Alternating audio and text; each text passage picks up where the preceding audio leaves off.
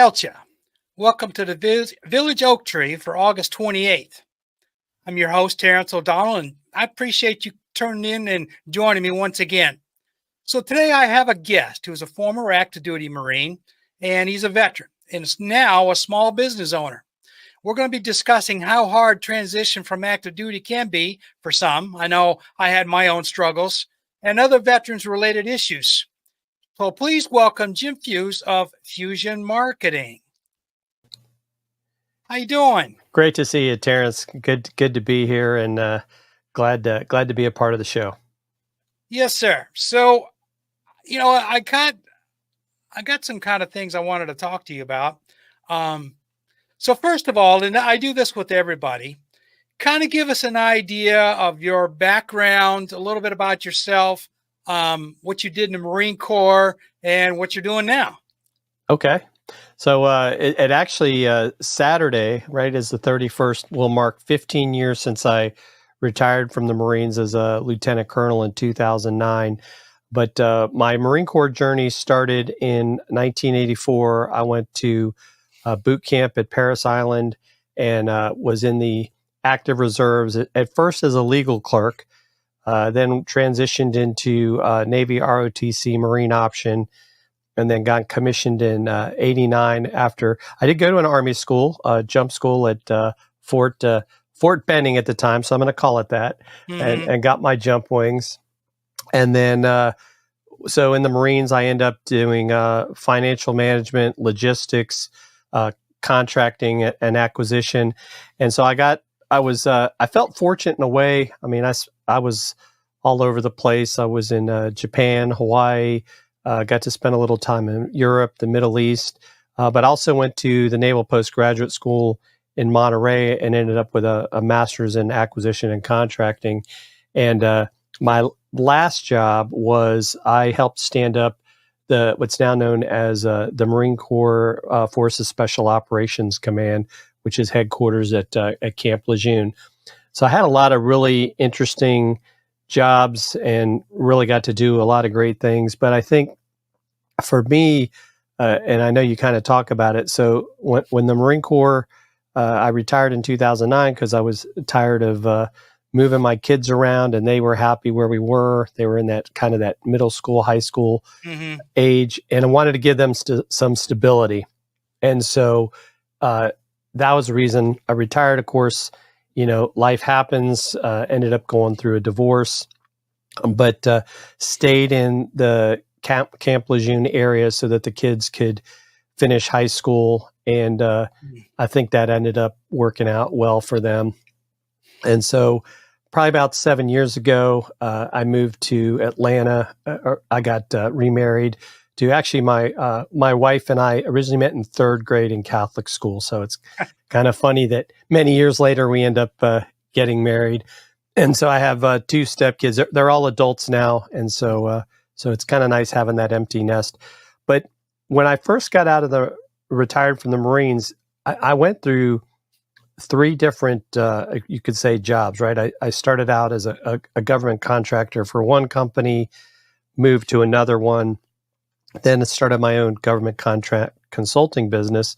But then in about 2016, which I know is like, how'd you go from one thing to the other? I started doing social media management. And part of it was I saw what people were doing with things like Facebook, and I always kind of liked technology. In fact, when I was a captain in the Marines in Okinawa, I used to be the guy that would help replace people's modem cards in their computers. Remember when we had dial-up? So I was that guy that like, hey, can you put in my 14.4 modem card? So always kind of had that passion for working with technology. And so that's really what I've been doing, for the last 8 years. Gotten involved in, podcasting, social media, and of course now, and I know we'll probably touch on that, I've really become more involved in veteran advocacy, and I'm now the vice commander of my American Legion post here in Marietta, Georgia, as well as being on the executive board of the Georgia Veterans Network. Oh, man, that's pretty good. That's a pretty good resume. Thanks. I got nothing close to that. I my career started out at the end of the Vietnam War. My first deployment, as much as I tried really hard to get out of it, um, it wasn't going to happen. So I ended up going to Southeast Asia in the fall of 1974, and things kind of progressed from there. But still, uh, I'm kind of experimenting here a little bit. But still, the big thing is, despite all my trips overseas and everything else, um, I was one of those just the opposite. I never really found a good foothold as far as it was concerned. Um, I kind of struggle a little bit here and there, but I've always been, if anything in the Army, back in the old days, they used to have everything kind of separated a little bit.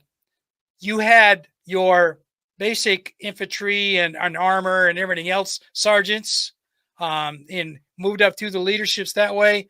I was always the opposite. I would, back in the old days, I would have been called a tech sergeant. Okay. Because I was always the tech guy. And it wasn't so much, electronics, anything like that back in those days. I started out as a boat mechanic, and after Desert Storm, I got riffed and went in the reserves. And, at the time I used, my GI Bill to go to school while I was in the reserves.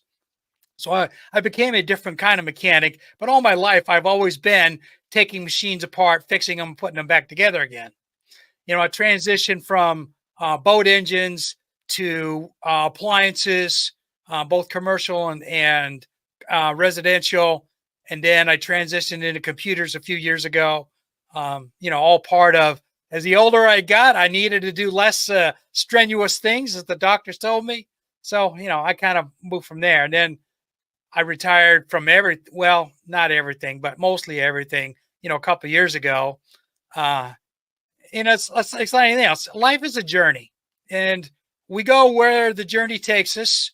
We try not to stumble too hard when it's going, but like anything else, something what you were talking about earlier, and I was one of those. I struggled really hard once I really got off active duty, and if as long as I was an active reservist, it wasn't that bad, because I employed my military discipline to whatever I was doing on the civilian side. And I had that backup. Once a month, I was going to go to drill, back into the military mindset. A couple of weeks in the summer, I was going to do it full bore, just as if I was still on active duty. And it worked for me. Sort of. I struggled with relationships like a lot of soldiers do. Had my own ups and downs with all of that. But a lot of it too was my last deployment. My eighth and last deployment was Afghanistan in 2002. And it was completely different for me, because I went over there with a special operations reserve unit, but still no uniforms, long hair, beards, all of that kind of stuff.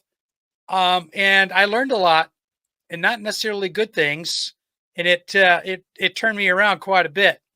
So when I finally retired, 2004, and the transition into the civilian world was pretty rough. I will say that it took me a couple of years to get in with the VA. I had to basically be forced into it. They told me, "Yeah, you're severely damaged. You need to come talk to us." I'm like, "Oh," my journey kind of continued from there.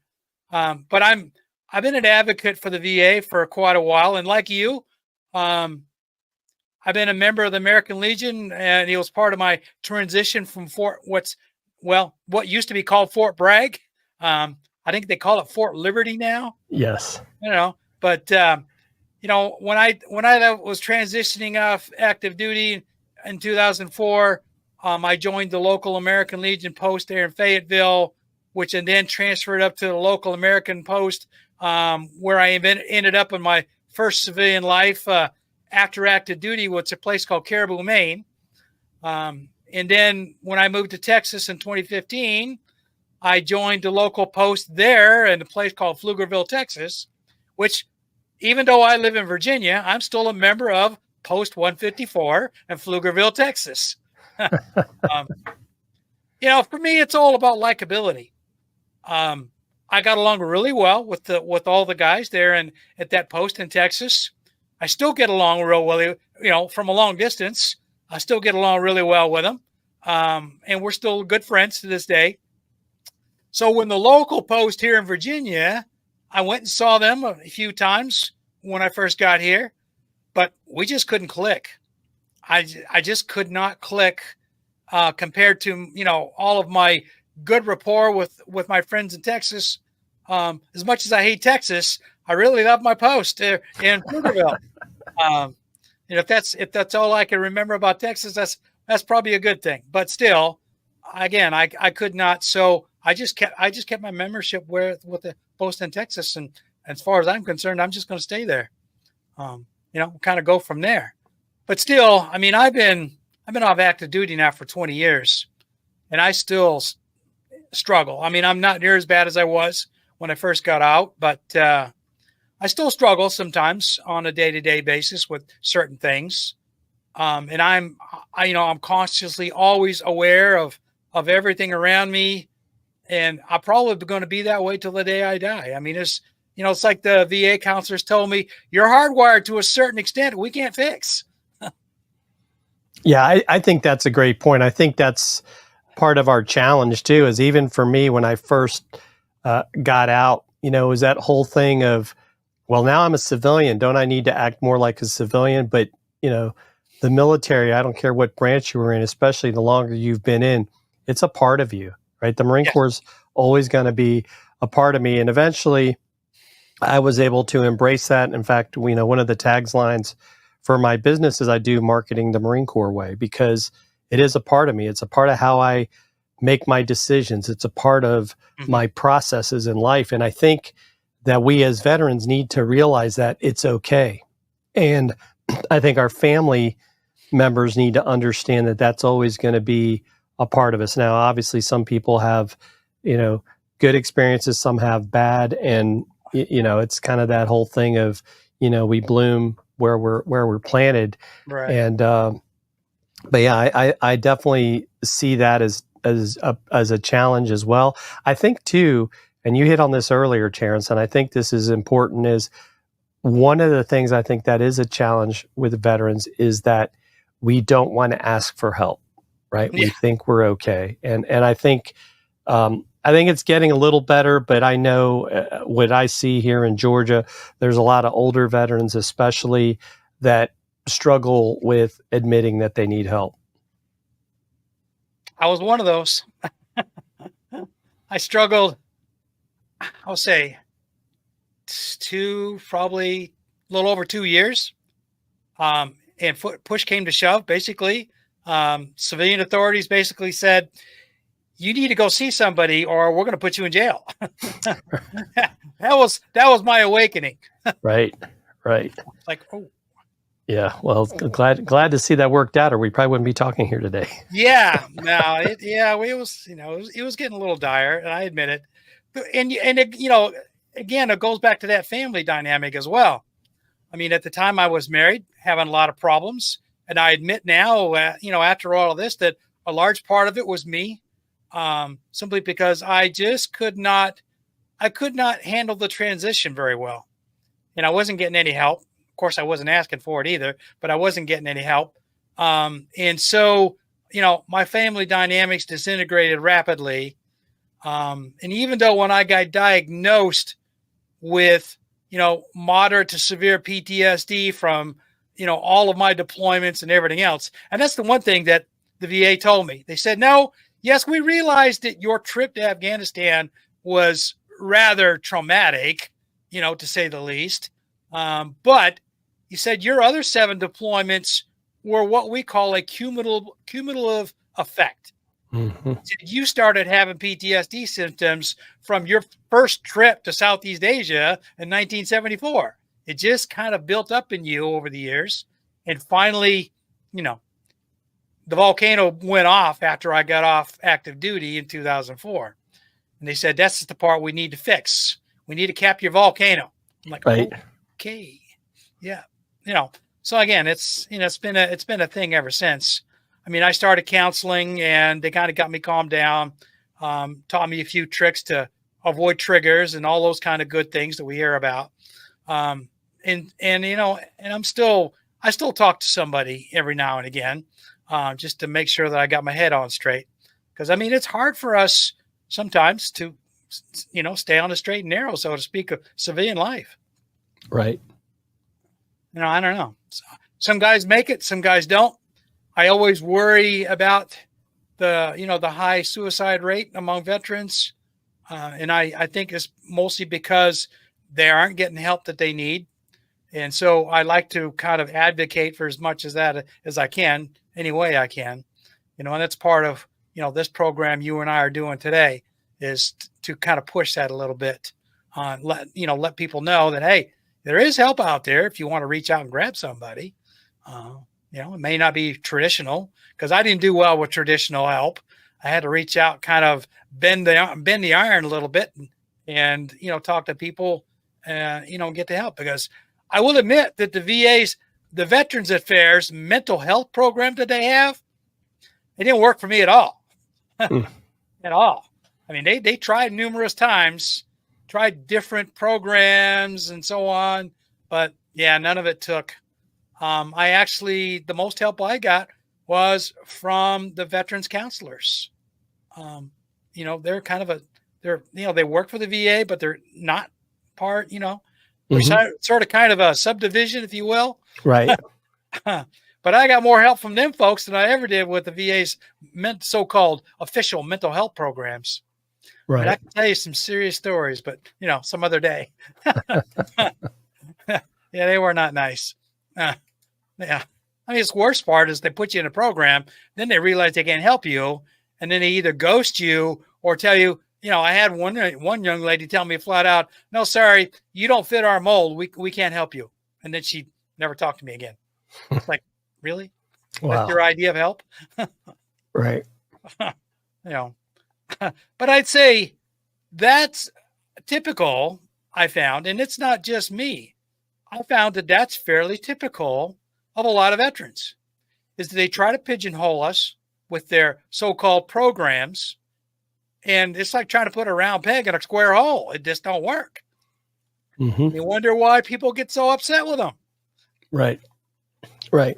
Well, and we have other things too that, I would say some of it is the technological challenges, because especially with some of the older veterans, right, they're not on email, they're not on social media. And one of the concerns that I have is, in fact, later this year, in order to get into the VA healthcare system, My Healthy Vet, you're going to have an ID.me account. Yeah. And that's going to be true for Social Security. It's going to be true for the IRS.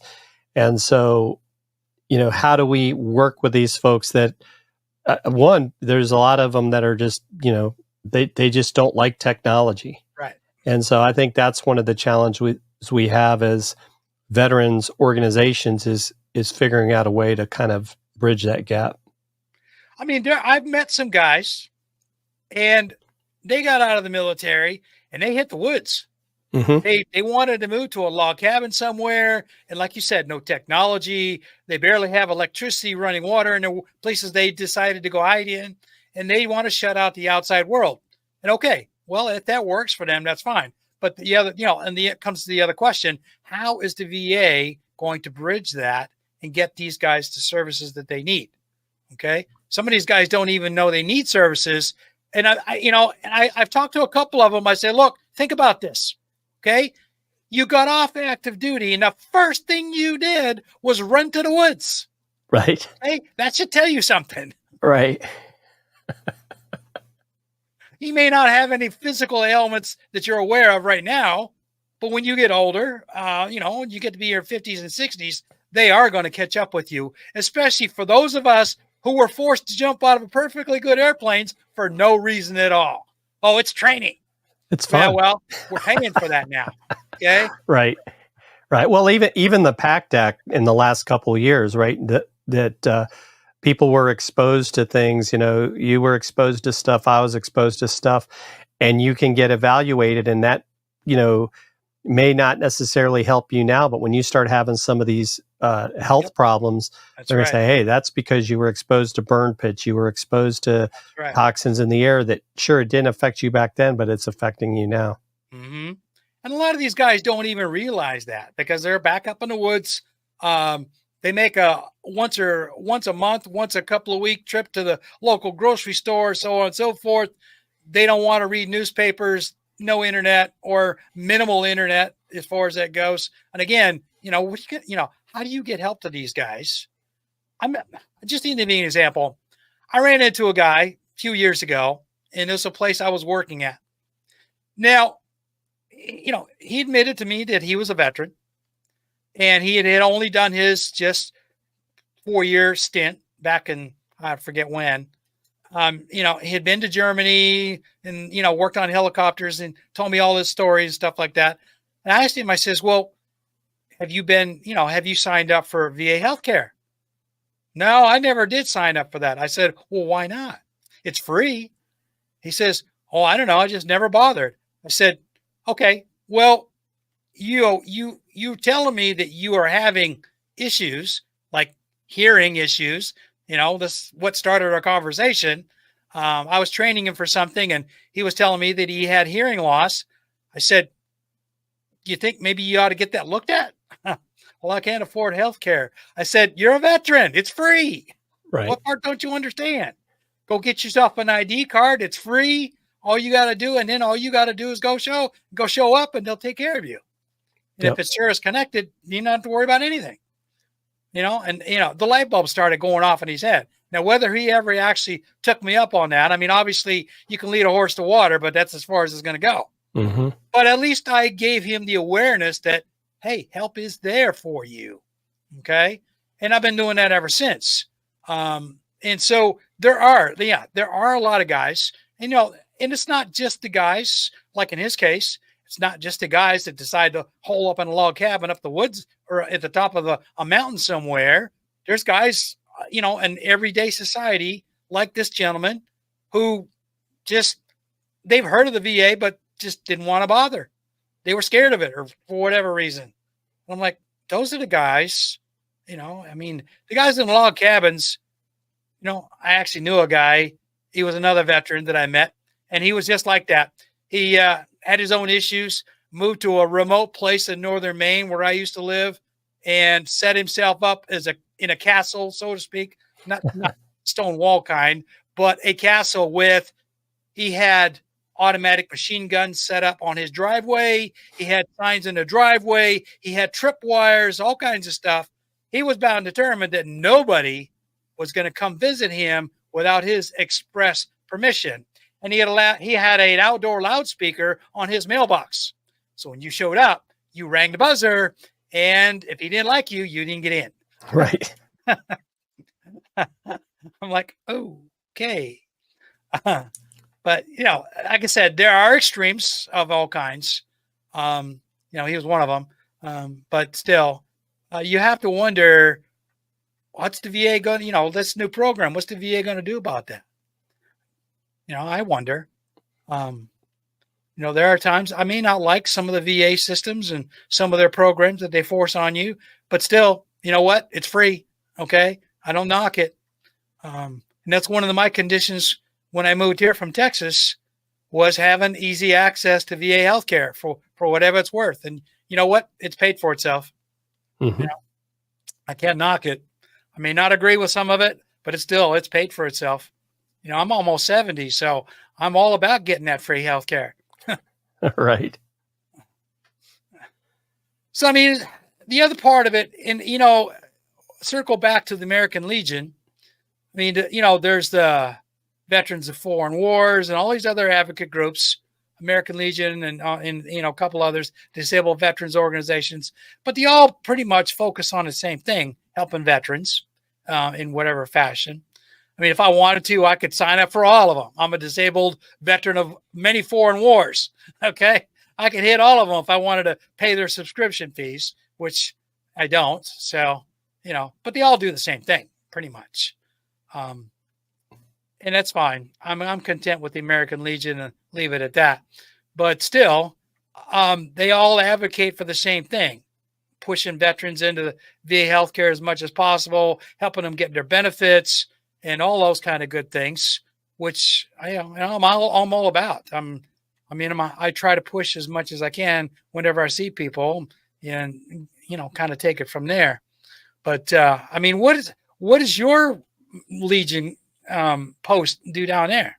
So we do a few things. I'm actually the co-chair. We have a 5K race on Veterans Day weekend, and this year is going to be our 10th annual. And we give the money that we raise from that, we give right now to three organizations. One is an organization called United Military Care, which helped found the Georgia Veterans Network, and they do what's called these We Care fairs. They did one in Rome, Georgia, back in May. They helped 1,700 veterans in one day. They're getting ready to do one here in Cobb County on November 1st.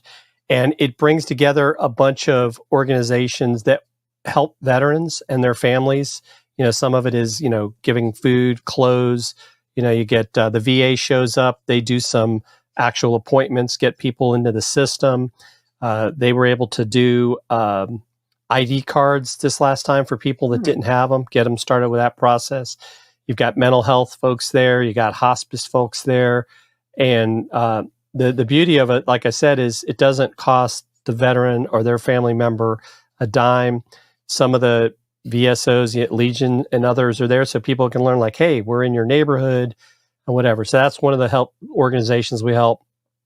We also give money to the Georgia National Guard Family Foundation because, as you know, the National Guard, especially over the last, I guess you really could say the last 20 plus years, has become a part of the active force much more than I think any of us ever imagined. And so there's a lot of shortfalls there because they're not the regular Army. They're not the Army Reserve. So we help them as well. And then there's another program. There's this group called the Shepherd's Men, and they've started this thing called the Share Initiative, which is a part of the Shepherd Center here in Atlanta, that they help service members with some serious TBI issues get their life back, and they've been very successful. And if you want to call it, the sad thing is the government has never really helped them out. No. They could probably help a lot more, and that's why it's just here in Atlanta. But when they do help these individuals, it's amazing what they've been able to do to turn their life around, save their families.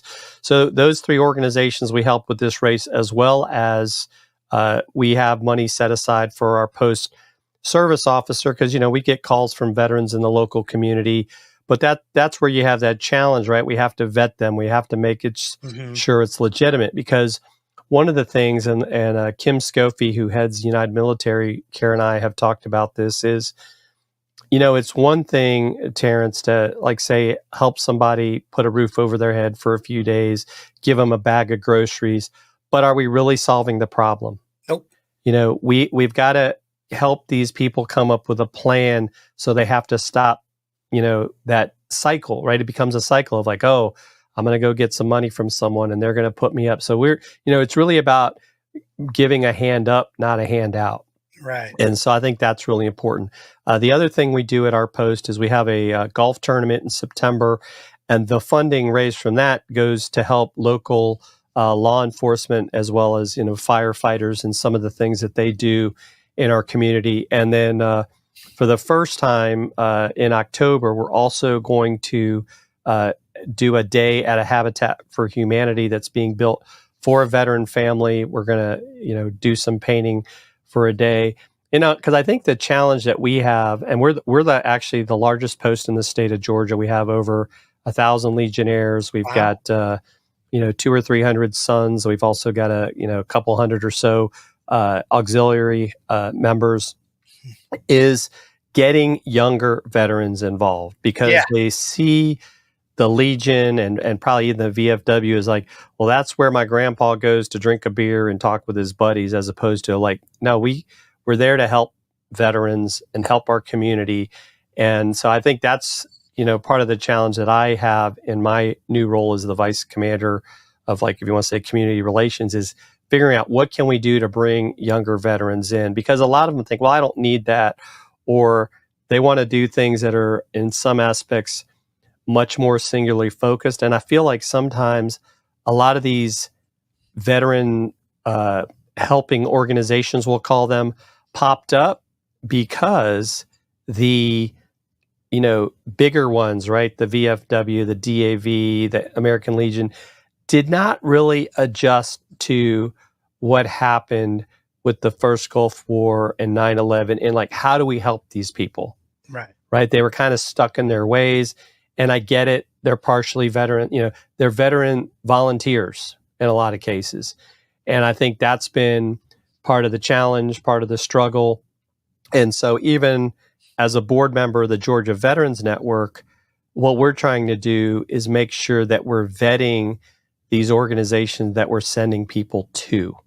Because I think, and I'm sure you've seen it, right? We have people that say that they're helping veterans, but they're really figuring out a way to line their pocketbooks. And then it's also, when you think about it, there's limited resources.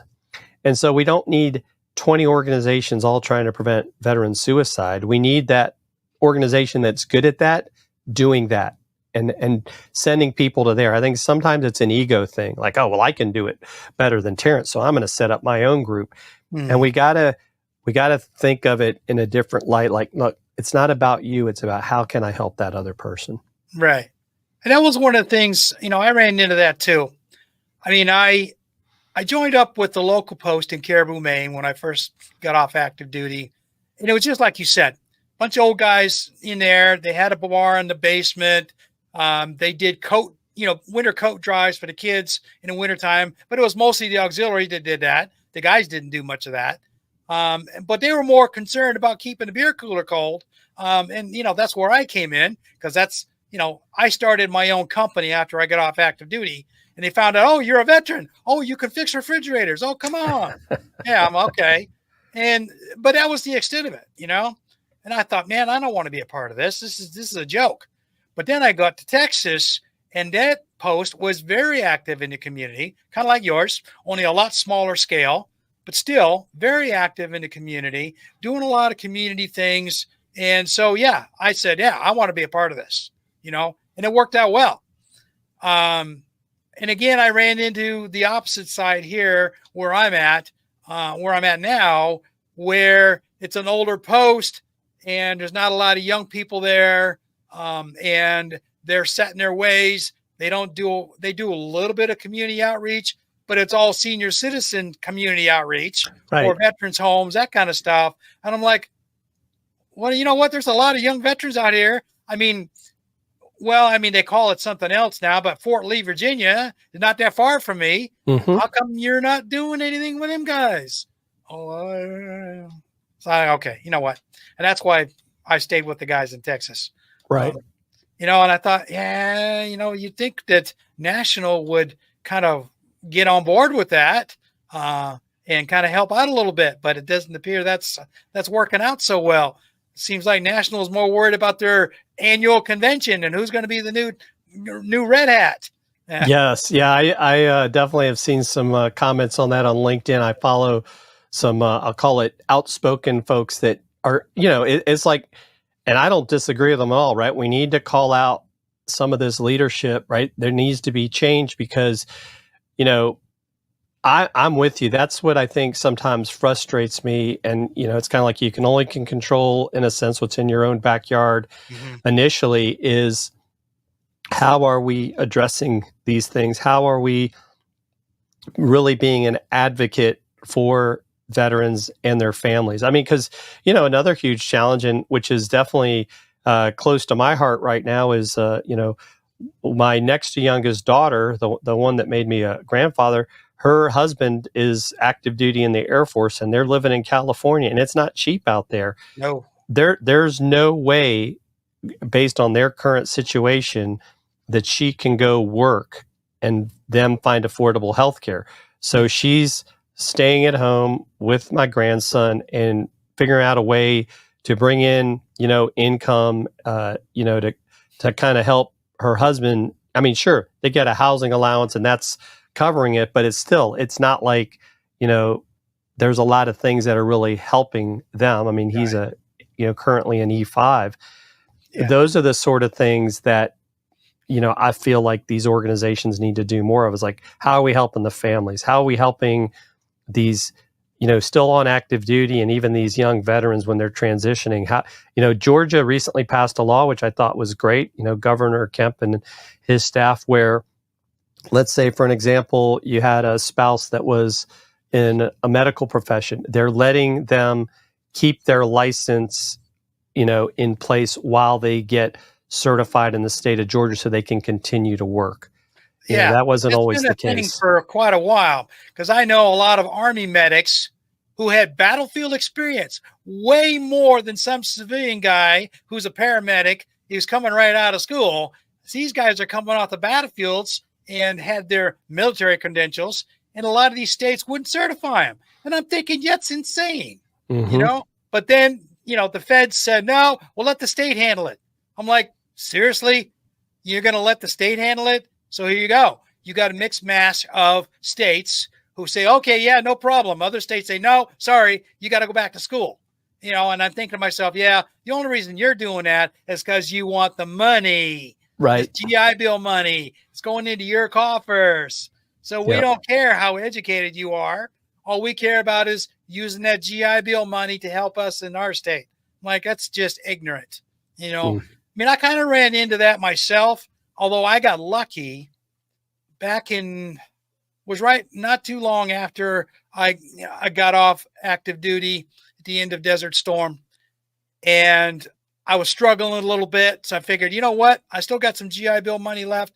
Let me use it up before it disappears. So I've actually found, I was living in Tennessee at the time. I found a local trade school, part of the state trade school program. And I went and talked to them about it. And they said, oh yeah, we have a program for veterans. If you can prove to us that you have experience in this particular trade that you want to enroll in, we'll grandfather you. I'm like, okay, well, that sounds like a pretty good deal. So I enrolled, and it took maybe all of 2 months for the instructor to figure out that, oh yeah, this guy is way advanced of anybody in the class. We have to do something. Okay. And that's when I learned about the racket. Okay. Right. There were certain licenses, because, this was in the, in the mid 90s. So there were certain government regulations that had come out in 1993 regarding, the use of freon gas and a lot of kind of stuff. So anyway, I had to get those licenses. Okay.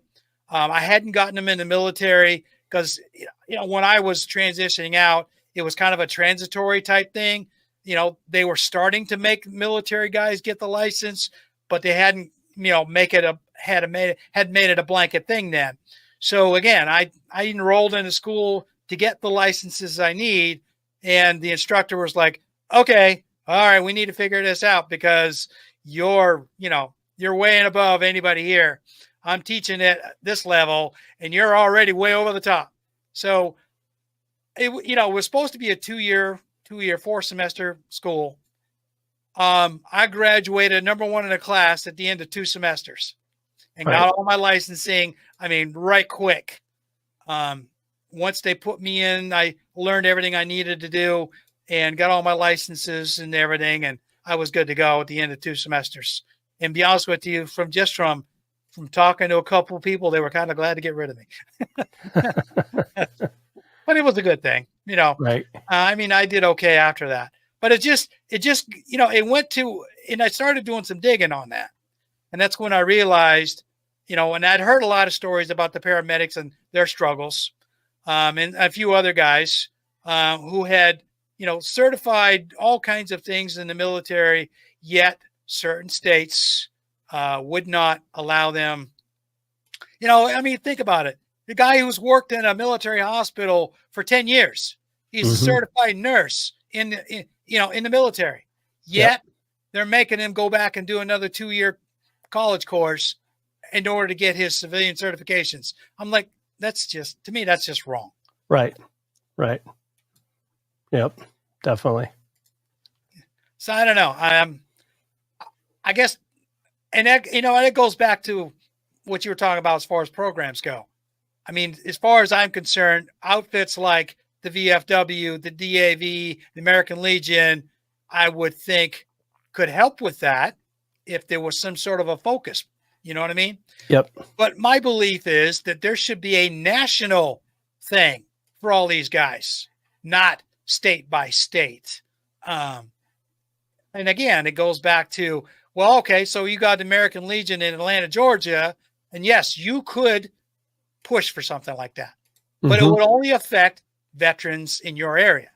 Right. So, you go over to like my post over in Texas and, getting that happening over there with them greedy politicians. Yeah, I don't see that happening over there in Texas. Right. Every one of them guys over there's got their hand out. I lived there. I lived in Texas for 5 years. And I got no regret leaving. And, I've been in Virginia now for over 3 years, going on 4 now, and no regrets. Right. People in Texas are crazy. I love my friends over in Pflugerville, but the rest of the state, no, thank you. But as far as it sounds like you guys have a good program going, which I'm really grateful for. I'm glad to hear that. I wish I could say that about the guys here where I live in Virginia. Unfortunately, they're nice people. Don't get me wrong. It's just they don't have much of an outreach unless you're a senior citizen living in a veterans home somewhere, or not even a veterans home. Well, I will say this. There are a lot of veterans who are not living in veterans homes. They're just in senior homes, right? Because the VA homes are full. And I get that. But still, like I said, the local post here, that's their outreach. They make Brunswick stew and they go out and sell it. And most of it goes to the local senior homes. It's like, that's it. That's your only program. Come on. Right. Seriously. You can do better than that. But what do I know? Yeah. No, but I think that's a great point. I mean, that's part of the challenge is getting people to see that. And I think it's kind of, if you want to call it the changing of the guard, is where just like it's part of the challenge we have in our country right now, right? Yeah. We got to get the younger people taking on the leadership roles, and people got to understand that, as much as you try to resist change, and Terrence, I'm sure you've seen this, change is going to happen regardless. Yeah, it's coming. I don't care what you think. It's coming whether you like it or not. And that's a very deep hole right now. But still, as far as veterans is concerned, I think the smartest thing, I'm seeing a lot more of it in the last few years, but I think there needs to be more of it, is these outreach programs to the younger veterans. Right. Letting them know, hey, you need help getting your VA benefits? You know what? They're free. They're eligible. All you got to do is go in and sign up for them. All you need to do is take the time, go sign up for them. And whether you use them or not, doesn't matter. You'll need them later. Okay. Trust me, you will need them later. Okay. Take it from an old guy. But still, that's, to me, if I was going to do any kind of focus, it would be getting, like you said, getting all these younger veterans in your post outreach as far as you can go. Let them know what they're entitled to, help them get signed up. I mean, even if you had a way, as big a post as you say you've got down there, I would imagine you could have a little bit of influence on the local VA facilities down there and work out some kind of a program to get these young men signed up just to get a veteran's ID health card. Mm-hmm. How hard could that be? Right.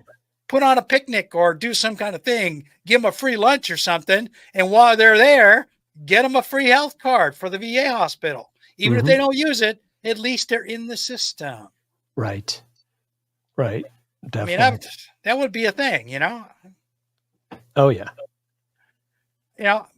But again, I would say these things should be, instead of advocating for, like your post where you're at, or, advocating my post where I'm at, or even the one in Texas.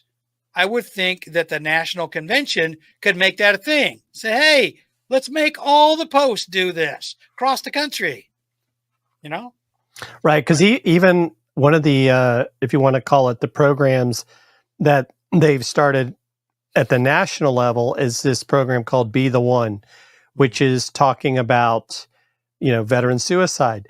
But yet when if you want to call it, trickles down, I can't say that the state or the districts really understand what they're expecting out of it. It's Right. not like sure, we've got some signs up, but do people really know what that means? Like, hey, if you see someone in trouble, right, here's how you help them. I think that's part of the challenge with, making these sounds like, hey, look, we're doing this or doing that. Yeah. See, the problem is they got to quit doing this. Look at me, I'm doing something. They actually need to go out there and walk the walk and talk the talk. Right. Okay. Right. As far as that goes, I mean, I don't see a lot of that, unfortunately, except at certain posts. I still get my American Legion magazine, so I read these things. Mm-hmm. And I see the little snippet articles in there. Oh, post such and such and such and such as you're doing this and doing that, which I applaud. But at the same time, I'm thinking, well, you know what? What about the rest of the posts across the country? What are you all doing? Well, think about this, Terrence. I mean, I know you visited the one post in your area and it didn't work out well, but how many other posts are in your area, even like where I live? There's other posts around me, but I don't necessarily know what they do. Right. I don't know, maybe they're doing something that it's not necessarily that we should replicate it, but I know we have a post that has a food bank. Mm-hmm. Well, why aren't we advertising that to our members? Like, hey, if you know someone that needs this service, send them to this post. Sure. As opposed to like, oh, well, we don't want to tell anybody that because then we don't get credit. Yeah, well, see, that's the problem. See, and that, to me, that's the part that probably ought to be changed, is all this advocating for credit for my post. Okay, look, guys, we all need to work together here. Okay. Yes, you can have a program for just your post. That's all well and great, but don't keep it to yourself, okay? Let everybody else know about it so that we can push people to you, Yes. I know. I think that's, to me, it's not just the American Legion. I think the DAV, the VFW, they all do the same thing. Mm-hmm. It's like, look at my post. This is what we're doing. Well, okay, so you got another post down the road. I'll give you an example. Texas. There was a VFW post where we lived near Round Rock, Texas. And they did great things, so on and so forth. But did they do anything with the downtown Austin, Texas post? No. Did they do anything with some of the other smaller posts in the outlying areas? No. And to me, that's the problem. Okay. Right. You guys could all do great things together. American Legions can do great things together, and some of them do. Mm-hmm. But they need to get them all on board, okay? Because there's a lot of veterans that are living in the log cabins up at the top of these lonely mountains who could benefit from the local post. If there were some programs out there, and the guys would, get away from their beer tables and get out there and do something. To me, that's the culture that needs to change. Yep. Agree with you 100%. I don't know. I'm all about helping with that any way I can. Just let me know. I'm not going to travel down to Atlanta, Georgia, but I'll help you do your thing any way I can. Right. Right. Whatever it takes. So, I had a couple of things. We kind of talked about everything here. So is there anything else that you would like to add? Tell us about your company a little bit. Yeah, so I do remote live stream production. So I help people do shows like you're doing, where I'm actually just moving all the stuff around for them. So they just have to, as I like to say, show up and look pretty and make sure they have good audio like you do. I also do some teaching of social media classes for some community colleges in North Carolina. I do that remotely by Zoom. And, just looking to help small businesses get their get their face out on video. I just did a presentation last week for a business association, letting them talking about LinkedIn and how, LinkedIn company pages are a great way for people to get connected in the B2B space, because it's not everything's done on Facebook, and I think stuff is constantly changing. But it's great to see, like, you, Terrence, have embraced video and understand the importance of that. So I know video podcasting is becoming a bigger thing. In fact, I know I'm friends with Chris Kremitzos, who runs Podfest, and that's going to be a big emphasis of the Podfest in January down in Orlando is video podcast. So excited to be a part of that. Yep. That's a good thing. Well, I appreciate that. You've got my email address. If you've got any insights to help make this program any better, hey, don't be afraid to shoot me some stuff. Okay. I'm all about making improvements. I'm definitely no expert. As a matter of fact, this whole thing that I've got going on here has been on the job training from the get-go. Well, that's how I learned too. So it's not, there's, to your point, there's not like a school, and, I guess you could say YouTube University can be helpful, but also finding people out there that are willing to help, because I think, this is kind of the direction I think things are going, right? I mean, I would have never imagined us doing this 10 years ago, Terrence. That's how much the technology has changed, and it's made it very easy for people to get their message out there. And I think even for businesses, nonprofits, that's one of the things we've been talking about at our Legion is, we need to start putting out more video content on things like YouTube, so that when people are looking on YouTube, they find out about you and learn those things that are going to be important to them. Yeah, these days, social media is the thing, especially for the young people. It doesn't really matter if you're veteran or not veteran, but it doesn't really matter. The demographics are all, everything they want to know. I have, my youngest son is 25, and he's all about social media, and I'm like, okay. And he's kind of cluing me in on some things. Right. I have another son, who's somewhat older, and he also told me the same thing last year. He said, Dad, you need to get in. This is what you should do, and this and that. I'm like, okay, all right. I'm all about learning new things as far as that goes. So yeah, I don't have any problem taking instruction from anywhere I can get it these days. You never know where it's going to come from. Right. So, well, that's a good thing. I'm glad that you transitioned out and managed to sort yourself out. I know I struggled a long time when I got off active duty, and my counselor told me, she said, you know what, for a guy who doesn't know anything, you managed to do pretty good, because you kind of knew that you could never go to work for somebody as an employee. You would have hurt somebody. That, setting up your own company as a sole proprietor and going to work for yourself was probably the smartest thing you ever did, simply because like I told her, I said, the reason I did that is because I wanted to have the option that if I stepped into somebody's house, or if I stepped into somebody's business and I felt that something wasn't right, I had the option to step back out again to avoid any trouble. Right. Yeah, that's probably one of the smartest things you ever did, even though you didn't know you were doing it.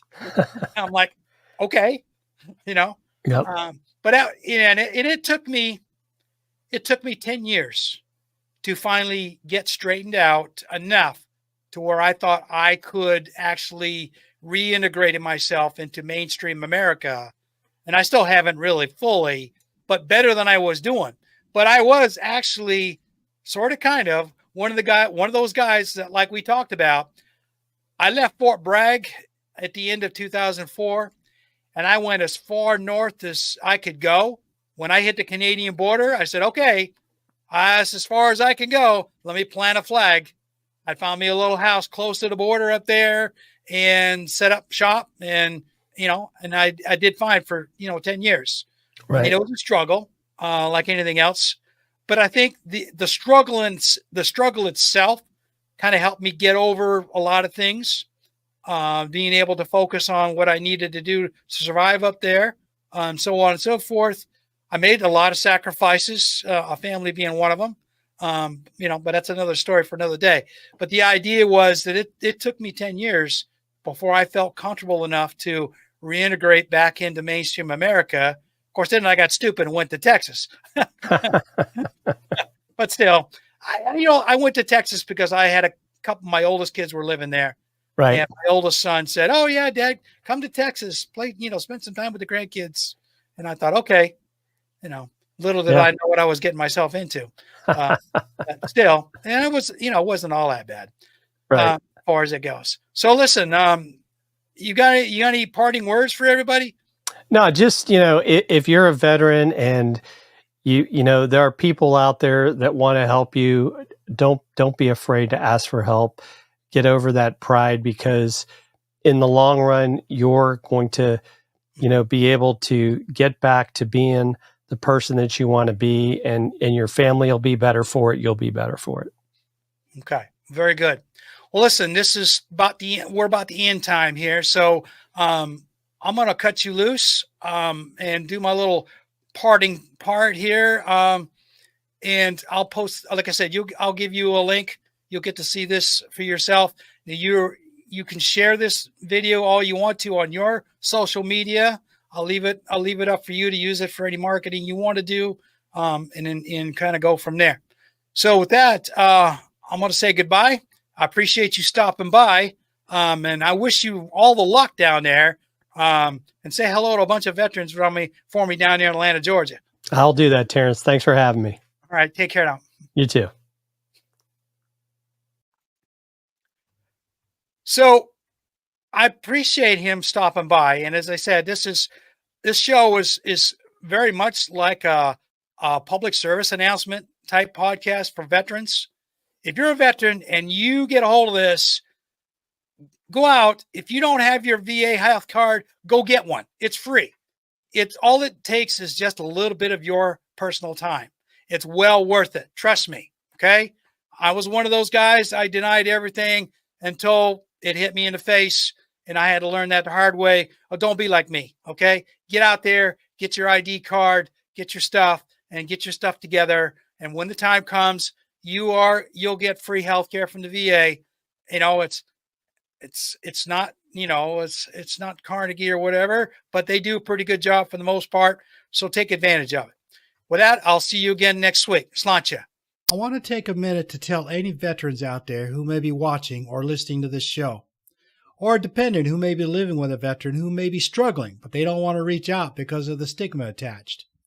I will tell you that I have been there, and I struggled for a few years before I was more or less forced into seeking help from a local veterans center. It changed my life. Not before I lost another family, but at least I didn't end up on the street or in jail, which I came close to. Look at the posters I have showing and take down the numbers shown. 988, then press 1. Text 838-255. Or go to veteranscrisisline.net/chat to talk to someone. It's all confidential, and they're open 24/7. Whatever's going on with you, they can help. I know that the counselors I reached out to gave me my life back. Someone here can do the same for you or your loved one. Help is just one phone call, text, or chat away. If someone needs help, don't hesitate any longer. Make the call that could save someone's life. Thank you for listening to the show today. I hope you enjoyed it, and you'll return again for another episode of the Village Oak Tree. Please like, subscribe, and reply on the YouTube videos or the audio podcast where that's available. This helps with spreading the word about what I'm trying to do, like so many others, which is to shout about all the bad things our governments are doing to us all over the world. If enough of us decide that we don't want to take it anymore, we can force the governments to do right by us as we elected them to do. As I say goodbye this week, I wish to leave you with this Irish blessing as you go about your day. May your hand always be stretched out in friendship and never in want. Slán go fóill.